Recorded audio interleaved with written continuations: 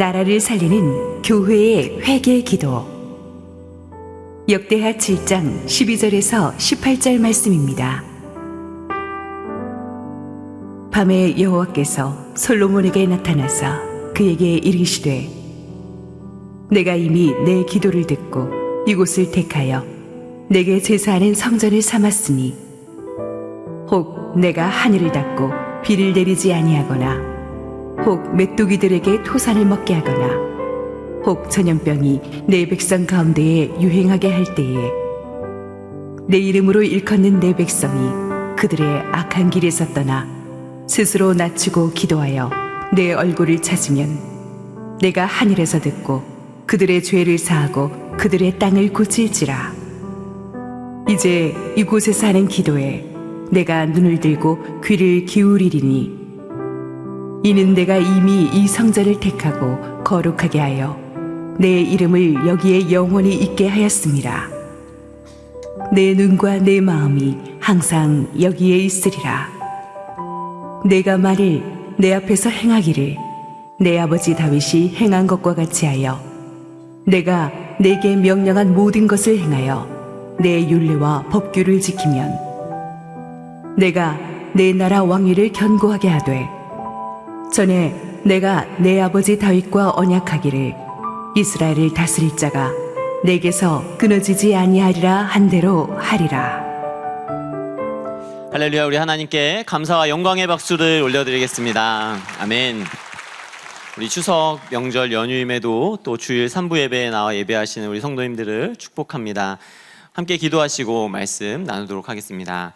거룩하신 아버지 하나님, 오늘도 우리의 예배 가운데 친히 임재하시어서 우리의 모든 찬양과 영광을 받으시는 주님의 이름을 높여드립니다. 부족하고 연약한 종이 주의 말씀 전할 때 하나님, 인간의 연약함은 십자가의 은혜 안에 가리우시고 오직 하나님의 그 말씀만이 우리 가운데 들려지고 또 기억나는 귀한 은혜의 시간 되게 붙잡아 주시옵소서. 감사드리며 예수님의 이름으로 기도합니다. 아멘.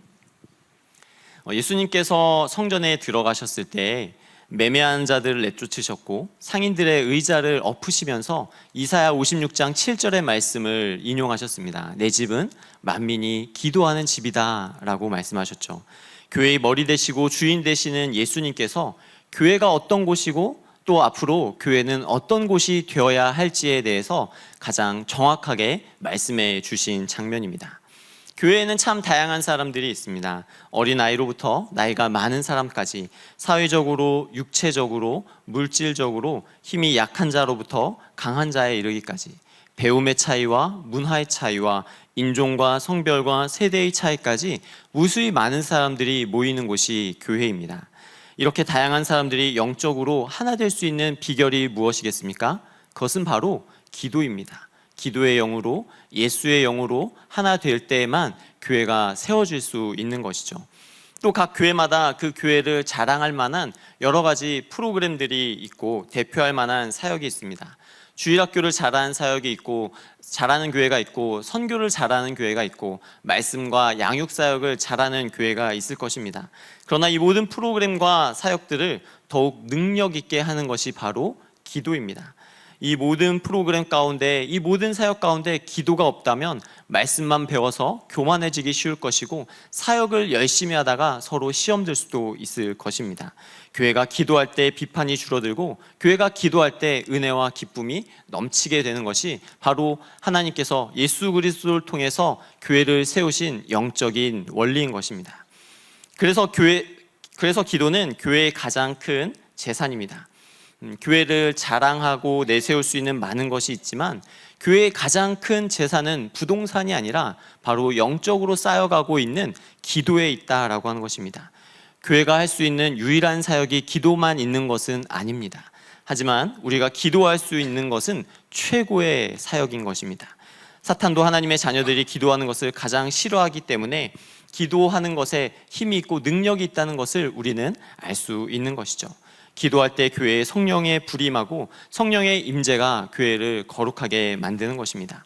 그래서 하나님께서 기뻐하시는 교회는 어떤 교회입니까? 바로 거룩한 교회입니다. 거룩한 교회의 기도는 성령께서 우리 안에 있는 더럽고 추악한 죄를 회개시켜 주시고, 회개를 통해 우리 자신이 민망해지는 것이 아니라 우리의 낮아진 자존감도 회복되고 숨겨진 열등감도 회복되고 성령께서 치유하시고 회복시키시는 것들을 경험하는 교회가 되는 것이죠.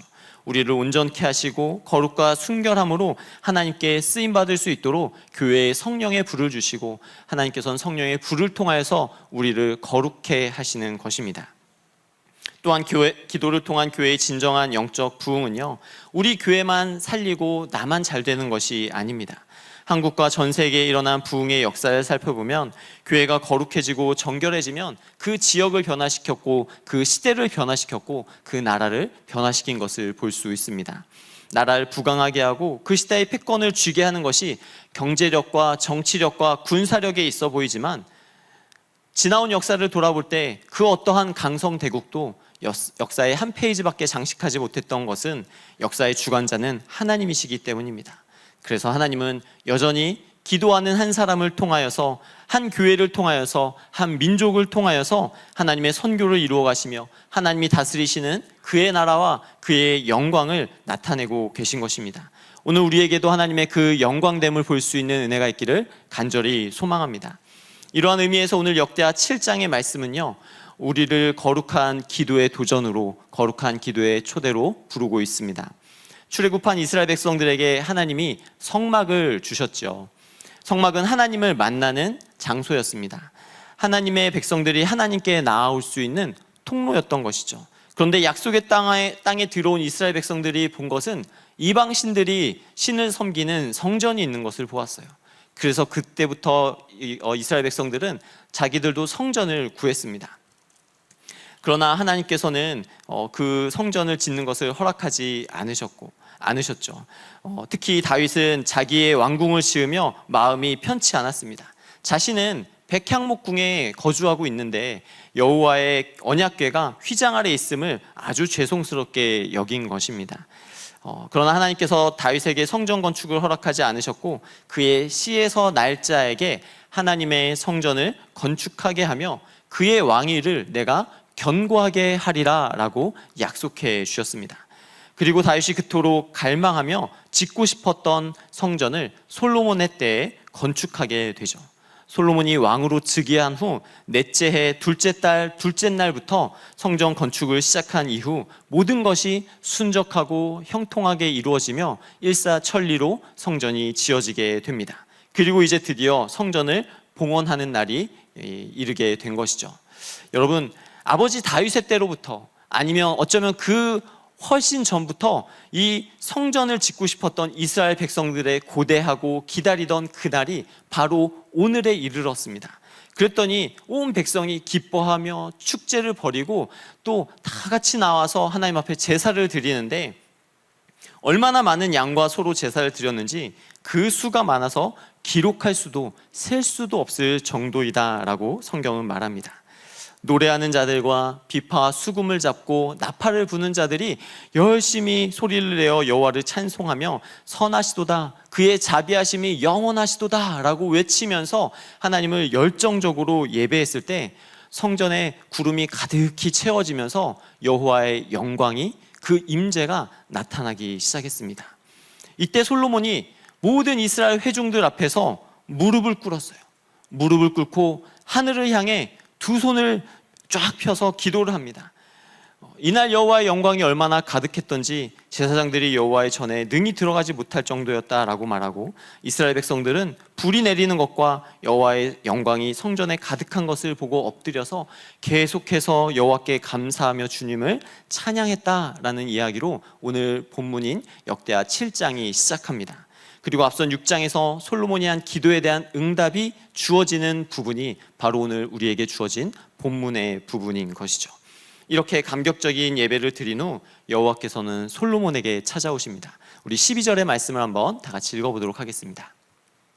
밤에 여호와께서 솔로몬에게 나타나사 그에게 이르시되 내가 이미 내 기도를 듣고 이곳을 택하여 내게 제사하는 성전을 삼았으니. 여러분이 가장 감격적으로 예배를 드렸던 순간은 언제이십니까? 바로 오늘이십니까? 아니면 지난 부흥회이셨습니까? 내가 가장 감격적으로 예배를 드린 날, 그 순간을 우리는 기억할 것입니다. 왜냐하면 그날의 그 감격과 영적인 기운이 내 몸에 아직도 전율하듯이 내가 기억하고 있기 때문입니다. 저는 제가 예수님을 처음 만난 날, 그날 엎드려서 기도하며 찬양했던 그 순간을 아직도 기억합니다. 송구영신 예배를 드리며 그 크신 하나님의 사랑을 찬양할 때 하나님이 인격적으로 저에게 다가와 더 깊이 만나주셨던 그날을 기억하고 있습니다. 금식하며 기도하였을 때 나에게 주셨던 그 레마의 말씀과 새벽 기도하며 하나님 앞에 엎드렸을 때 평안을 주시고 내 인생에 나아가야 될 모든 길에 대한 확신을 주신 그 순간과 그때가 여전히 기억에 남습니다.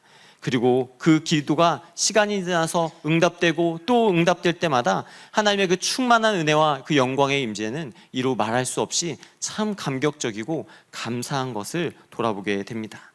하나님께서는 솔로몬에게 내가 이미 너의 기도를 들었다라고 말씀하십니다.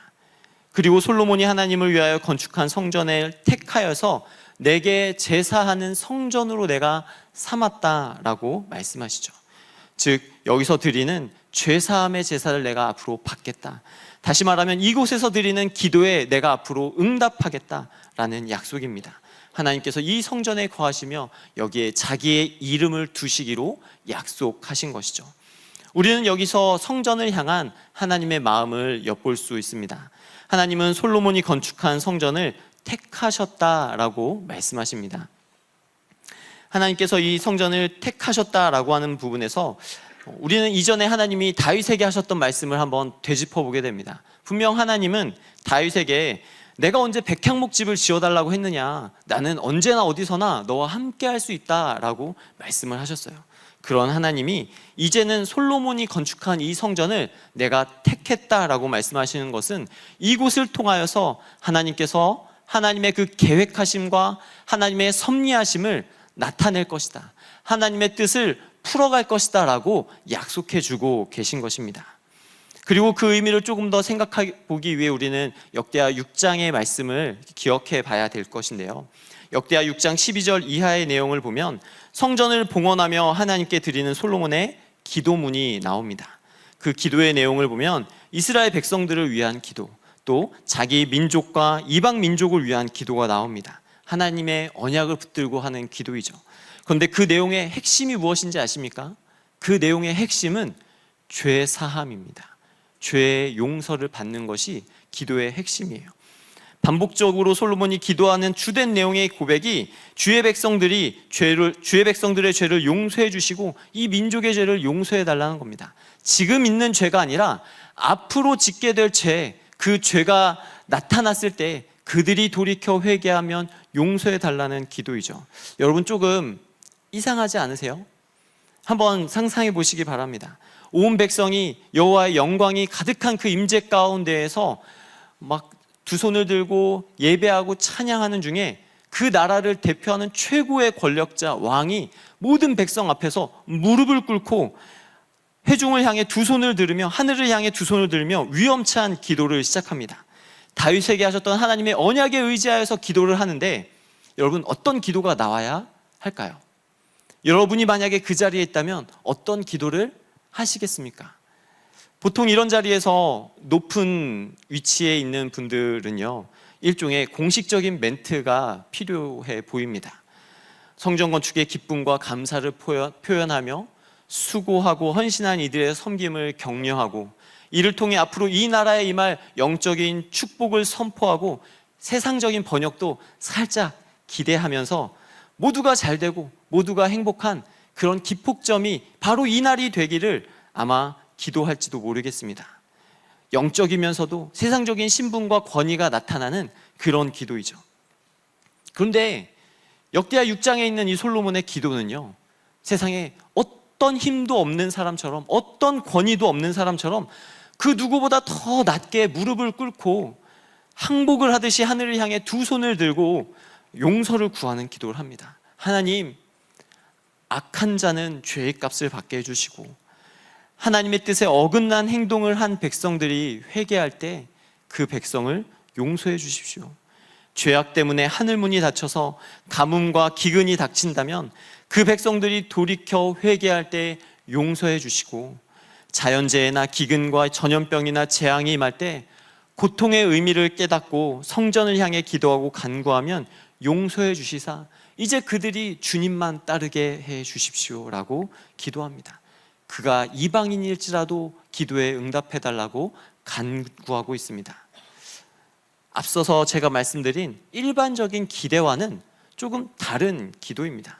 한 나라의 최고 권력자인 왕이 드리는 기도치고 너무 부정적인 내용이 많고 어떤 리더의 패기나 진취적인 비전이 하나도 없어서 실망스러워 보이기까지 합니다. 만약에 보좌관이 이 기도문을 썼다면 그 보좌관은 경질될지도 모르겠습니다. 그런데 솔로몬의 기도는 하나님께 드리는 성전 제사의 기도에 딱 맞는 기도였던 것입니다. 생각해보면 궁극적으로 성전은 어떤 곳입니까? 하나님께 제사 드리는 곳입니다. 하나님과 대면하며 하나님을 경험하는 곳입니다. 이곳에서 인간이 할 수 있는 최고의 경험이 무엇이겠습니까? 그것은 바로 죄사함입니다. 나의 죄를 용서받는 것입니다. 나의 죄를 용서받기 위해 오늘도 우리가 이곳에 와 있다라고 하는 것입니다. 하나님의 용서를 받는 것, 한 나라의 최고 권력자가 드리는 기도라면 당연히 자기 나라의 번영과 안정을 위해 기도하는 것이 맞겠지만, 세상의 모든 권세와 능력을 가지신 그 하나님 앞에서 기도하는 한 사람이라면 그는 마치 솔로몬과 같이 자기 자신을 바짝 낮추어 엎드리고 하늘의 하나님을 향해 항복을 하듯 손을 펴서 자신의 죄를 용서해달라 기도해야 되는 것이 맞다라고 하는 것입니다. 누가 보기에도 왕이 아닌 것처럼 그렇게 기도하는 영적 리더의 모습이 필요한 것이죠. 그리고 하나님께서는 솔로몬이 죄 용서를 구하며 간구한 이 기도를 그 어떠한 기도보다 기쁘게 받아주셨습니다. 우리 7장 1절의 말씀을 한번 다 같이 읽어보도록 하겠습니다. 솔로몬이 기도를 마침에 불이 하늘에서부터 내려와서 그 번제물과 제물들을 사르고 여호와의 영광이 그 성전에 가득하니. 솔로몬이 기도하기 전에도 이미 하나님의 그 전에는 영광이 가득했어요. 임재함이 있었다라고 하는 것입니다. 그러나 그가 하나님께 죄의 용서를 구하며 백성들을 위해 또 이방 민족을 위해 기도했을 때 더 큰 하나님의 영광이 나타났습니다. 그래서 7장 1절에는 하늘에서 불이 임했다라고 말씀하시죠. 하나님이 그의 제사를 받으셨고 그의 기도를 기뻐 받으심으로 하늘에서 불이 임하였다라고 하는 것입니다. 여러분, 성령의 불이 임하는 기도는 어떤 기도입니까? 바로 회개 기도인 것입니다. 죄 사함을 구하는 회개의 기도를 할 때 성령의 불이 임하는 것입니다.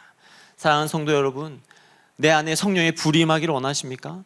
내 안에 정말 성령의 뜨거운 역사하심이 있기를 원하십니까? 그렇다면 우리는 주님 앞에 엎드려 회개하는 회개의 기도를 드려야 할 줄로 믿습니다.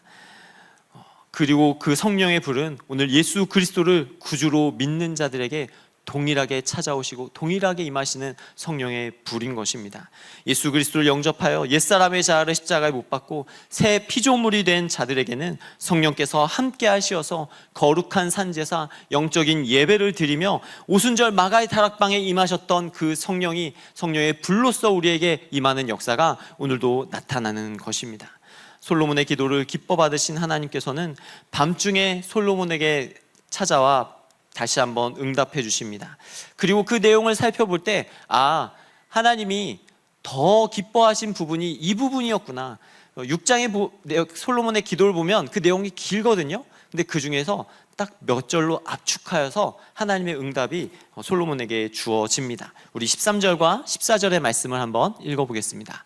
혹 내가 하늘을 닫고 비를 내리지 아니하거나 혹 메뚜기들에게 토산을 먹게 하거나 혹 전염병이 내 백성 가운데 유행하게 할 때에 내 이름으로 일컫는 내 백성이 그들의 악한 길에서 떠나 스스로 낮추고 기도하여 내 얼굴을 찾으면 내가 하늘에서 듣고 그들의 죄를 사하고 그들의 땅을 고칠지라. 아멘. 바로 역대하 6장 28절에서 30절에 했던 기도의 내용이죠. 왕으로 나라를 다스리며 가장 고통스러울 때가 언제라고 여러분은 생각하십니까? 왕이 가진 모든 힘과 주변 나라의 모든 관계를 총동원하여도 왕의 그 힘과 능력으로 아무것도 할 수 없는 그때가 왕에게는 아마 가장 무기력한 때이고 가장 고통스러운 때일 것입니다. 바로 자연재해로 인한 가뭄이나 재앙, 이유를 알 수 없는 전염병이 돌기 시작하면 어떤 것으로도 막을 수가 없게 되는 것이죠. 가뭄을 막기 위해 수리시설을 준비하고 재난을 대비하기 위해 최고의 과학자들이 일기를 예측하고 지질을 관찰한다 한들 인간의 힘으로 도저히 막을 수 없고 해결할 수 없는 영역이 나타나는 것은 그때와 그 시기의 모든 주권자가 바로 하나님이시기 때문입니다. 이처럼 인간의 이성과 지식과 경험으로 다 설명할 수 없으나 인정해야 하는 것이 있는데 그것은 바로 영적인 세계입니다. 그 우리가 이해할 수 있는 것이 아니라 영적인 세계는 우리에게 믿음으로써 주어지는 것이죠. 그러므로 이때 우리에게 중요한 것이 무엇입니까? 우리의 삶의 근간을, 우리의 믿음의 근간을 오직 여호와 하나님께 두고 살아가는 삶의 자세일 것입니다. 이런 영적 우선순위의 첫 단추가 바로 회개입니다. 회개란 무엇입니까? 죄에서 돌이키는 것이죠. 그래서 14절에도 악한 길에서 떠나 돌이키라 라고 말씀하고 있습니다. 돌아서라. 회개란 이제 죄를 뒤로 한 채 하나님께로 걸어가는 것이 회개이기 때문입니다. 회개란 내가 잘못한 것을 인정했다고 해서 끝나는 것이 아니라 악한 길에서 떠날 뿐만 아니라 하나님께로 더 가까이 나아가 스스로 낮추고 기도하며 하나님의 얼굴을 찾고 구하는 것, 그것이 바로 회개의 시작인 것이죠. 그래서 예수님도 회개하라, 천국이 가까이 왔다 말씀하셨고, 예수님의 길을 예비한 세례 요한도 광야에서 죄사함을 받게 하는 회개의 세례를 전파한 것입니다. 베드로 역시 오순절 성령 강림 사건 이후에 많은 사람들이 모여든 자리에서 설교하며 이렇게 선포하죠. 너희가 각각 예수 그리스도의 이름으로 세례를 받고 죄사함을 받으라. 그리하면 성령을 선물로 받을 것이다 라고 말씀하시며 성령을 선물로 받을 것을 선포하고 회개할 것을 촉구했던 것을 보게 됩니다. 우리가 회개하고 돌이켜 하나님의 얼굴을 찾고 구하는 그 과정에서 하나님과 관계가 회복하게 되는 놀라운 일이 일어나는 것입니다. 우리가 그 관계를 회복할수록 하나님과 더욱 깊어지게 돼요. 그래서 우리가 회개의 깊이를 더해 갈수록 우리의 신앙의 깊이가 더해져 가는 것을 보게 됩니다. 13절과 같이 삶의 고난과 역경이 찾아오면 누구라도 버티기 쉽지 않습니다. 당연히 불평이 나오죠. 원망하게 되고요. 하나님이 어디 계시냐며 하나님을 찾아 원망하고 비난하고 하나님의 존재를 부정하게 됩니다. 바로 이때가 하나님의 때인데, 이때 회개하면 하나님의 역사가 나타나는데 사실 그때는 자신의 존재가 다 무너진 것처럼 힘들고 어렵기 때문에 막상 회개가 안 된다라고 하는 것입니다. 그러나 하나님이 우리에게 회개에 대한 약속해 주신 것을 우리가 믿고 의지함으로 하나님께 우리의 마음을 내어놓으며 기도해야 합니다. 이때 회개하면 하나님의 축복이 시작되기 때문이죠. 솔로몬은 이런 개인의 고난이나 국가적인 위기의 상황에서 한 사람이나 아니면 온 백성이 이 재앙을 깨닫고 주님께 기도하면 하나님이 응답해 주십시오 라고 하나님께 이러한 간청을 드리는 기도를 하고 있습니다. 하나님께서 14절의 말씀과 같이 그렇게 기도하여서 내 백성이 그들의 악한 길에서 떠나 스스로 낮추고 기도하면 내 얼굴을 찾으면 내가 하늘에서 듣고 그들의 죄를 사하고 그들의 땅을 고쳐줄 것이다 라고 약속하며 응답해 주고 계시는 것입니다. 그래서 회개는 심판이 아니라 축복입니다. 회개는 저주가 아니라 복의 출발인 것입니다. 15절과 16절의 말씀도 한번 읽어볼까요?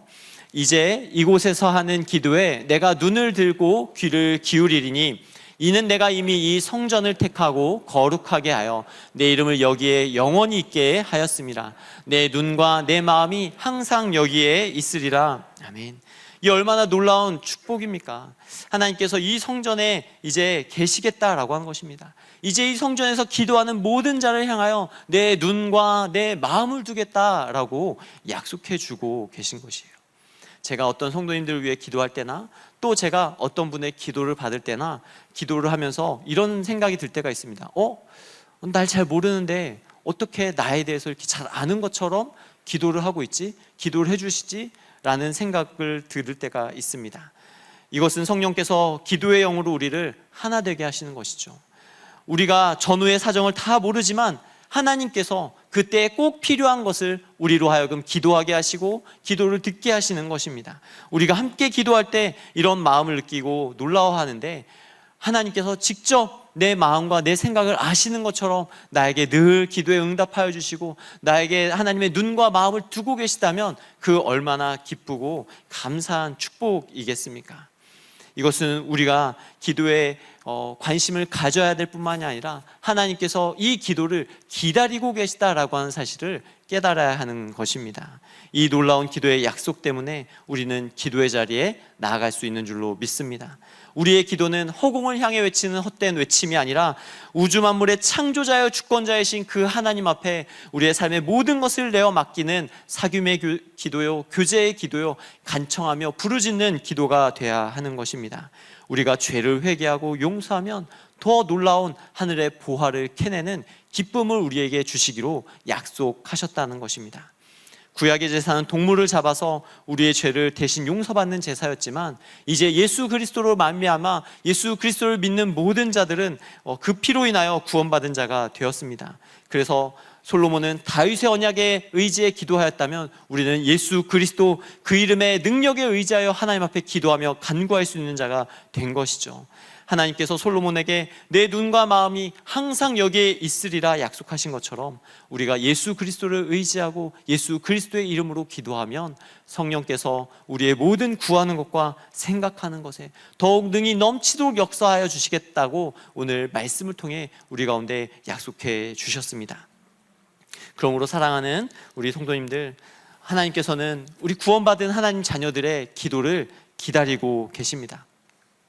그리고 성령께서는 우리의 이 기도를 도우시는 분이십니다. 성령 하나님께서 우리 안에 함께 하실 때 십자가의 주님을 바라보게 하여 주실 줄로 믿습니다. 성령 하나님께서 우리 가운데 계실 때 우리로 십자가의 능력을 채우고 보혈의 공로에 의지하여서 하나님 앞에 더욱 가까이 나아가게 하실 줄로 믿습니다. 성령께서 우리로 항상 기도하고 낙심하지 않게 하시며 또 우리의 모든 더러운 죄가 예수 그리스도의 십자가 보혈로 용서받았음을 확증해 주시고 더욱 담대하게 나아가 우리에게 주어진 모든 죄의 책무로부터 자유케 하실 줄로 믿습니다. 밤에 찾아드는 공포와 낮에 날아드는 화살과 어두울 때 퍼지는 전염병과 밝을 때 닥쳐오는 모든 재앙을 두려워하지 않을 수 있는 이유가 무엇이겠습니까? 그것은 십자가의 보혈이 우리 안에 있기 때문입니다. 그 보혈이 우리를 덮고 우리를 지켜주기 때문입니다. 문설주에 발라진 어린 양의 피가 출애굽하는 이스라엘의 백성들을 구원하였듯이 이제 우리를 대신하여 죽으신 어린 양 예수 그리스도의 피가 악한 영을 묶어내며 신앙의 매너리즘을 타파하고 우리를 승리케 하시는 믿음의 비밀이요 우리의 믿음을 온전케 하시는 주가 될 줄로 믿습니다. 그것은 바로 우리가 주님의 몸된 성전이기 때문입니다. 우리 고린도전서 3장 16절의 말씀을 한번 다 같이 읽어보겠습니다. 너희는 너희가 하나님의 성전인 것과 하나님의 성령이 너희 안에 계시는 것을 알지 못하느냐. 그렇습니다.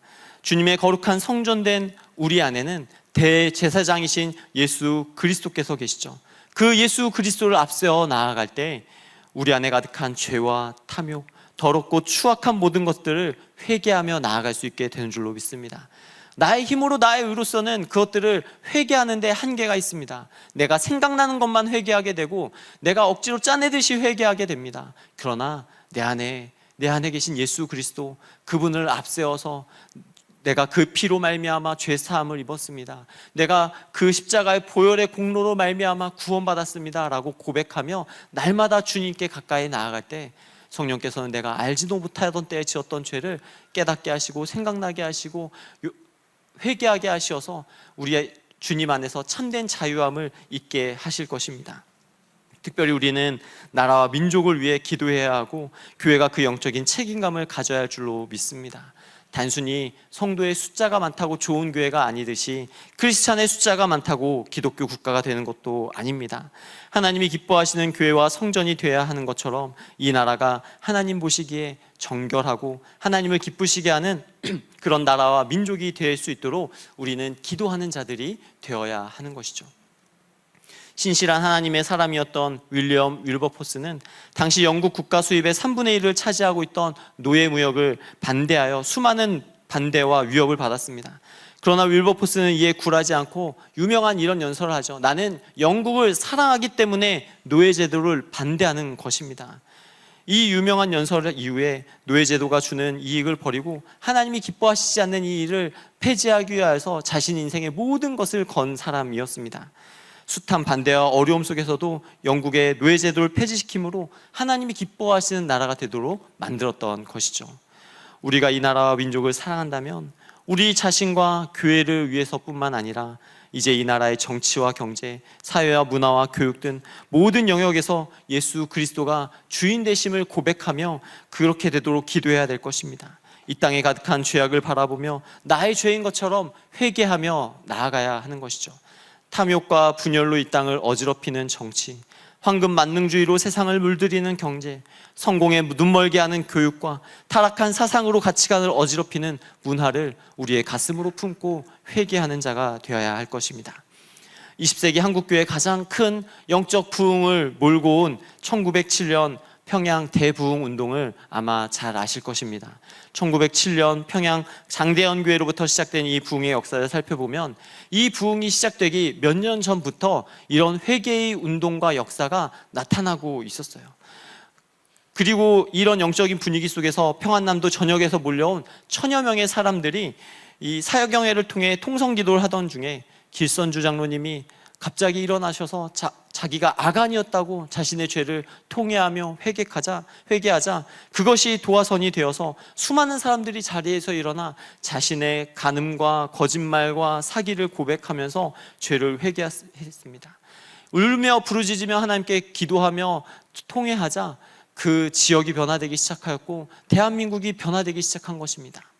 한 개인의 진심 어린 회개 기도는 사경회에 모여든 모든 사람들에게 영적인 도전을 주었고 성령의 강력한 임재와 불이 임하게 되는 도화선이 되었죠.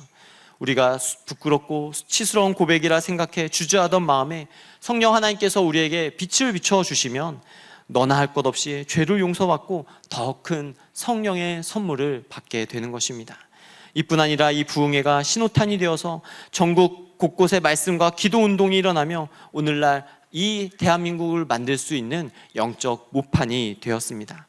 이 부흥은 개인과 지역과 나라를 넘어서 이 나라가 세계를 선교할 수 있는 나라의 그런 첫 출발과 기틀을 마련해 주었던 것입니다. 오늘의 말씀과 또 한국교회의 역사가 말해주는 것이 무엇입니까? 그것은 하나님께서 교회의 회개 기도를 기뻐하신다라는 사실이십니다. 오늘 우리 각 개인과 사회를 생각해 보면 우리의 가슴을 답답하게 하는 일들이 참 많이 있지 않습니까? 하나님 보시기에 부끄러운 모습이 참 많다라고 우리가 느껴지지 않습니까? 이 시대에 하나님께서 여전히 우리에게 원하시는 것은 다시 한번 우리가 회개의 자리에 나오는 것입니다. 우리 각자가 자기의 가슴을 치며 회개하면서 눈물을 흘리고 하나님 앞에 엎드리며 나아갈 때 하나님께서는 우리를 예수 그리스도와 연합한 자로 받아주시고 인정해 주시는 줄로 믿습니다. 솔로몬에게 주셨던 기도의 응답처럼 한국교회에 부어주셨던 놀라운 부흥의 역사처럼 우리가 이 땅에 다시 한번 그리스도의 계절이 오기를 바라보며 이 믿음 앞에 주님과 동행하는 그런 저와 여러분들의 삶이 되기를 간절히 소망합니다. 기도하겠습니다.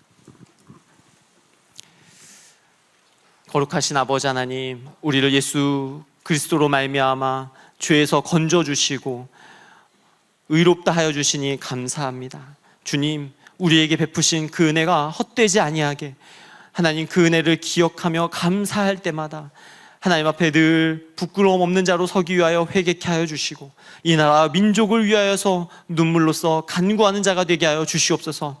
주님, 이 교회가 주님 앞에 그렇게 쓰임받는 교회 되게 하여 주시고 하나님 이 나라의 민족이 다시 한번 세계와 열방 가운데서 하나님의 이름이 높임받으시는데 쓰임받는 나라와 민족 될 수 있도록 하나님 부흥을 허락하여 주시옵소서. 그렇게 역사하실 주의 이름을 찬양하고 의지하오며 우리 구주 예수님의 이름으로 기도합니다.